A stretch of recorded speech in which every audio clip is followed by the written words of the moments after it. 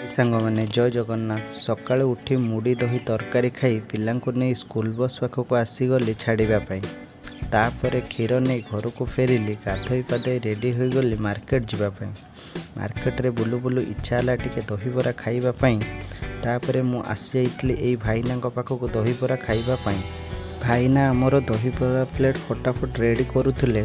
घुगुनी आलुदम कटा पियाज काकुड़ी आउ सेव टिके दे फटाफट प्लेट रेडी कर हाथ को मु बढ़ाई देइथिले। दहीबरा खाई मार्केट रे काम सारी घर को फेरिली। लंच रे आज भात सह 5-6 प्रकार तरकारी खाई। इवनिंग रे भाउजों सह फोन नवापाई आसी जाइतिलु। दीर्घ 3 दिन पर फोन फिक्स होइतिला जोटा नवापाई आमे आसीतिलु।